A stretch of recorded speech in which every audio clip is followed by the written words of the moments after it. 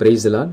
நாள் 46 தியான பகுதி லேவியராகமம் 1ஆம் அதிகாரம் மற்றும் 2ஆம் அதிகாரம். மோசே எழுதின 5 ஆகமங்களில் 3வது ஆகமம் இந்த லேவியராகமம் ஆகும். கர்த்தருடைய ஊழியத்திற்கு அழைக்கப்பட்ட லேவியர்கள் செய்ய வேண்டிய அநேக பணிகளை குறித்தும் அவர்களுடைய விவரங்களை குறித்தும் மிக தெளிவாய் எழுதப்பட்டிருக்கிறது. இதில் பலிகளை குறித்தும் பலிகளில் உள்ள பலவிதமான வகைகளை குறித்தும் ஒவ்வொரு பலியும் எவ்வாறு செலுத்த வேண்டும் என்பவற்றை குறித்தும் மிக தெளிவாய் நம்மால் வாசித்து அறிந்து கொள்ள முடியும். 1ஆம் அதிகாரத்தை வாசிப்போமானால் அதில் கர்த்தர் மோசேயை நோக்கி, இஸ்ரவேல் புத்திரிடத்தில் சொல்ல வேண்டியது என்னவென்றால், உங்களில் ஒருவன் கர்த்தருக்கு பலி செலுத்த வந்தால் மாட்டு மந்தையிலாவது ஆட்டு மந்தையிலாவது ஒரு மிருகத்தை தெரிந்தெடுத்து பலி செலுத்த வேண்டும் என்றார். அதாவது ஜனங்கள் கர்த்தருக்கு பலி செலுத்த வேண்டும் என்றால் அவர்கள் எல்லாவற்றையும் செலுத்தக்கூடாதாம். அவர் பலி செலுத்த விரும்பினால் மாடு அல்லது ஆடு இவை இரண்டிலும் ஏதாவது ஒன்றை தான் கர்த்தருக்கு பலியை செலுத்த வேண்டும் என்பதாக கர்த்தர் கட்டளையிட்டிருந்தார். அப்படினால் கர்த்தருடைய ஜனங்களாகிய நாம் செலுத்துகிற காணிக்கை தேவன் அங்கீகரிக்கும் வண்ணமாக, தேவன் விரும்பும் வண்ணமாக அவைகள் காணப்பட வேண்டும். அப்படி என்றால் நம்முடைய கையின் பிரயாசத்தில் உண்மையும் நீதியும் காணப்பட வேண்டும். உண்மையும் நீதியுமே தேவன் விரும்புகிறவை. அப்படி உண்மையினால் நீதியினால் ஒரு மனிதன் தன் பிரயாசத்தினால் வருகிற பணத்தை கர்த்தருக்கென்று காணிக்கையை செலுத்தும் பொழுது அந்த காணிக்கை அவர் பிரியமாய் ஏற்றுக்கொள்ளுவார். மேலும் இதில் வாசிக்கும் பொழுது இது 3 விதமான பலிகளை குறித்து நம்மால் பார்க்க முடியும். முதலாவதாக மாட்டு மந்தையிலிருந்து எடுக்கப்பட்ட சர்வாங்க தகன பலியால் அவன் பழுதற்ற ஒரு காளையை செலுத்துவானாக. அதாவது இதில் முதலாவதாக காளை பலி செலுத்துவதை குறித்து எழுதப்பட்டிருக்கிறது. காளை என்பது எந்த பலியை காண்பிக்கிறது என்றால் நாம் செலுத்துகிற விசேஷித்த காணிக்கைகளை குறிக்கிறது. சிலர் தாங்கள் பணிக்கு செல்லும் பொழுது தங்கள் முதல் மாத சம்பளத்தை கர்த்தருக்கென்று விசேஷ காணிக்கையாய் பொருத்தனை செய்வார்கள். இன்னும் சிலர், ஆண்டவரே என் வாழ்க்கையில் இந்த அற்புதத்தை செய்வர் என்றால் நான் ஆலயத்திற்கென்று இந்த காரியங்களை செய்கிறேன், ஊழியத்திற்கென்று இந்த விசேஷித்த காணிக்கை கொடுக்கிறேன் என்பதாக சொல்லி பொருத்தனை செய்து அந்த பொருத்தனை நிறைவேற்றுவார்கள். கர்த்தர் ஜனங்களாகிய நாமும் கூட அப்படி தேவ சமூகத்தில் விசேஷித்த பொருத்தனைகளை ஏறெடுத்து ஜெபிக்கிறவர்களாய் காணப்பட வேண்டும். இரண்டாவது பார்ப்போம் என்றால், செம்மறியாட்டு மந்தையில் உள்ள ஆடுகளிலாவது வெள்ளாட்டு மந்தையில் உள்ள ஆடுகளிலாவது எடுக்கப்பட்ட சர்வாக தகன பலியானால் பழுதற்ற ஒரு கடாவை தெரிந்து கொள்ள வேண்டும். ஆட்டு மந்தைகளில் ஒரு கடாவை தெரிந்து கொள்ள வேண்டும் என்பதாக சொல்லப்பட்டிருக்கிறது. கடா என்பது எதை காண்பிக்கிறது என்றால் தசம பாகத்தை குறிக்கிறது. கர்த்தருடைய ஜனங்களாகிய நாம் நம்முடைய கையின் பிரயாசத்திலிருந்து கர்த்தருக்கென்று 10ல் 1 பங்கை தசம பாகமாக கொடுக்க வேண்டும். 3வது பலி என்னவென்றால், கர்த்தருக்கு செலுத்துவது பறவைகளிலிருந்து எடுக்கப்பட்ட சர்வாங்க தகன பலியானால் காட்டு புறாக்களிலாவது புறா குஞ்சுகளிலாவது எடுத்து செலுத்த கடவன். இது காட்டு புறா மற்றும் புறா குஞ்சுகளை குறித்து சொல்லப்பட்டிருக்கிறது. இது எதற்கு அடையாளமாக இருக்கிறது என்றால் உபவாச நாட்களிலும் ஞாயிறு ஆராதனையிலும் செலுத்துகிற காணிக்கைகளை குறிக்கிறது. நாம் பெரிய தொகையும் செலுத்தலாம், சிறிய தொகையும் செலுத்தலாம். நம்முடைய தானிக்கு நம்முடைய கரத்தில் என்ன இருக்கிறதோ அதிலிருந்து நாம் கர்த்தருக்கென்று உற்சாகமாய் செலுத்தலாம். இந்த தொகை பெரியதா இருந்தாலும் அல்லது தொகை சிறியதா இருந்தாலும் நாம் மனமுகுந்து செலுத்துகிறவைகளை கர்த்தர் மனமுகுந்து ஏற்றுக்கொள்கிறவராய் இருக்கிறார். ஆனால் ஒரு நிபந்தனை என்னவென்றால், தேவனாய் கர்த்தர் செலுத்துகிற இந்த எல்லா காணிக்கைகளிலும் பழுது இல்லாமல் இருக்க வேண்டும் என்பதாக சொல்லுகிறார். அதாவது நாம் கர்த்தருக்கென்று செலுத்துகிற விசேஷித்த பொருத்தனையா இருந்தாலும் தசமபாகமாக இருந்தாலும் நாம் செலுத்துகிற காணிக்கையா இருந்தாலும் அந்த பணங்கள்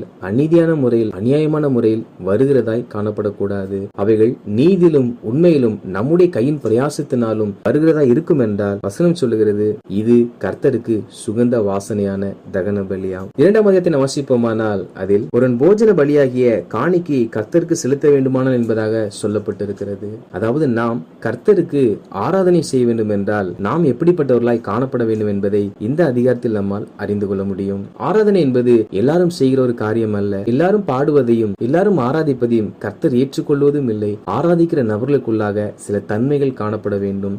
அந்த தன்மைகள் இருந்தால் மாத்திரமே அந்த ஆராதனை கர்த்தர் ஏற்றுக்கொள்கிறவராய் இருக்கிறார். யாருடைய ஆராதனை கர்த்தர் ஏற்றுக்கொள்ளுவார்? ஏன் நம்முடைய வாழ்க்கையில் இந்த பிரச்சனை? முதலாவதாக அவன் காணிக்கை மெல்லிய மாவாய் இருப்பதாக. அதாவது ஒரு மனிதன் கர்த்தரை ஆராதிக்க வேண்டும் என்றால் அல்லது ஒரு மனிதனுடைய ஆராதனை கர்த்தர் ஏற்றுக்கொள்ள வேண்டும் என்றால் அவன் முதலாவது நற்குணமுள்ளவனாய் காணப்பட வேண்டும். ஒரு மனிதனுடைய குணம் சரியில்லாவிட்டால், ஒரு மனிதனுடைய குணாதிசயம் தேவனுடைய பார்வையில் பிரியமா இல்லாவிட்டால் அவன் என்ன காணிக்கை செலுத்தினாலும் என்ன ஆராதனை செலுத்தினாலும் எவ்வளவு நேரம் செலுத்தினாலும் கர்த்தர் அதை ஏற்றுக்கொள்ள மாட்டார். எனவே தேவன் நாம் செலுத்துகிற ஆராதனைகளை அவர் ஏற்றுக்கொள்ள வேண்டும் என்றால் முதலாவது அவர் நம்மை ஏற்றுக்கொள்ளத்தக்கதாக நம்முடைய குணாதிசயங்கள் தேவனுக்கு முன்பாக நற்கனிகள் உள்ளதாக காணப்பட வேண்டும். ஏனென்றால் அப்படி மெல்லிய மாவா இருக்கிற அந்த போஜன பலியே கர்த்தருக்கு சுகந்த வாசனையான தகன பலியாம். 2வதாக நீ படைப்பது அடுப்பில் பாகம் பண்ணப்பட்ட போஜன பலியானால் என்பதாக சொல்லப்பட்டிருக்கிறது. இது எதை காண்பிக்கிறது என்றால் புடமிடப்படுதல், அதாவது சோதிக்க உடைக்கப்படுவதை காண்பிக்கிறது. ஆண்டவரை உண்மையை பின்பற்ற நம்முடைய வாழ்க்கையில் அநேக சோதனைகள் வருகிறது. காரணம் என்னவென்றால்,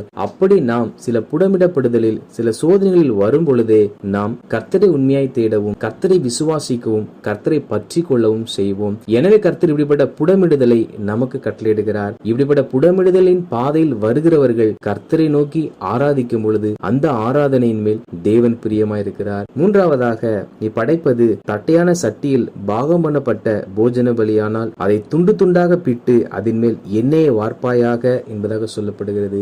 அதாவது துண்டு துண்டாக என்று இவள் எழுதப்பட்டிருக்கிறபடியினால் இது உடைக்கப்படுகிற ஒரு அனுபவம். கர்த்தருடைய ஜனங்களாகிய நாம் அநேக நேரங்களில் சுற்றிலும் இருக்கிற ஜனங்களால் உடைக்கப்படுவோம். ஏன் நாம் இப்படி உடைக்கப்பட வேண்டும் என்றால், அப்படி உடைக்கப்பட்ட உள்ளம் உள்ளவர்கள் தான் உண்மையான தேவனை ஆராதிக்க முடியும். ஒரு மனிதன் உடைக்கப்பட்ட அனுபவத்திற்குள் வரவில்லை என்றால் அவன் செய்வது ஆராதனை அல்ல, அது வெறும் உயிரற்ற ஒரு பாடலாகும். நான்காவதாக, நீ படைப்பது பொரிக்கும் சட்டியில் பாகம் பண்ணப்பட்ட போஜன பலியானால் என்பதாக சொல்லப்படுகிறது. பொரிக்கும் சட்டியில் என்பது எதை காண்பிக்கிறது என்றால் உபத்திரவத்தை காண்பிக்கிறது. கர்த்தருடைய ஜனங்களாகிய நாம் சில சமயத்தில் சில உபத்திரவத்தின் பாதையில் கடந்து செல்லுகிறோம். அவைகள் தேவனால் நமக்கு உண்டாகவில்லை என்றாலும் நாம் இயேசுவை ஏற்றுக்கொண்டது நிமித்தமாக சுற்றிலும் இருக்க ஜனங்களால் சில உபத்திரவத்திற்குள் தள்ளப்படுகிறோம். இப்படிப்பட்ட உபத்திரவத்தின் பாதையில் ஒன்றான மேதேவனை ஆராதித்து நானே இப்படிப்பட்ட உபத்திரவத்தின் பாதையில் செல்ல வேண்டும் என்று அநேக முறை நாம் யோசித்திருக்கலாம். ஏனென்றால் இப்படிப்பட்ட உபத்திரவத்தின் பாதையில் செல்லுகிறவர்கள் கர்த்தரை நோக்கி ஆராதிப்பார்கள் என்றால் அந்த ஆராதனை தான் தேவனுடைய பாதையில் வெளியேற பெற்றது.